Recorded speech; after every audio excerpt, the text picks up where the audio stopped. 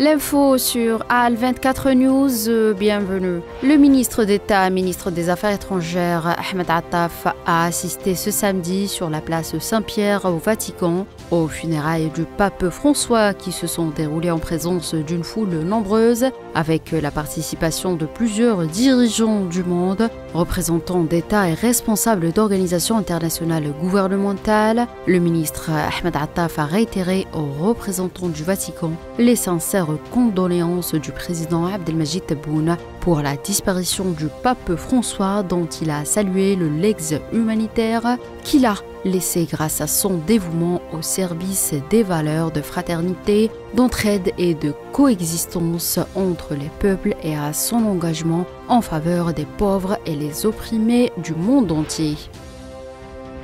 Le chef de la diplomatie syrienne Assad El-Sheibani a appelé hier le Conseil de sécurité de l'ONU à faire pression sur l'entité sioniste pour qu'il se retire de son pays. Lors de sa première intervention au siège des Nations Unies, je cite, « Nous demandons au Conseil de sécurité de faire pression sur Israël pour le retrait de la Syrie et pour appliquer l'accord de désengagement de 1974 », a-t-il déclaré. Le troisième tour de négociations indirectes entre l'Iran et les États-Unis sur le nucléaire iranien ont débuté ce samedi à Mascate sous médiation d'Oman, a rapporté l'agence de presse iranienne IRNA. Les négociations porteront sur les questions techniques et au niveau des experts sur les détails. On peut donc s'attendre à ce qu'elles soient prolongées si nécessaire, a indiqué l'agence de presse IRNA.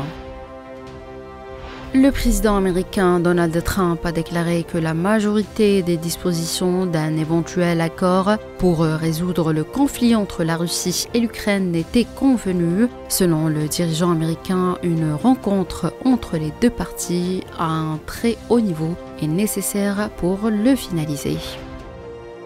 La Chine doit continuer de renforcer la recherche fondamentale, concentrer ses efforts pour surmonter les défis liés aux technologies clés telles que les puces avancées et les logiciels fondamentaux et construire un système de l'IA autonome, a affirmé le dirigeant chinois Xi Jinping selon des propos relayés par l'agence officielle Chine Nouvelle.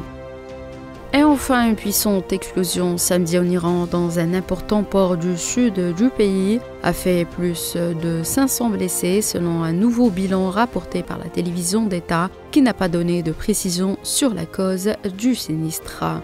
C'est la fin de cette édition, merci de l'avoir suivi.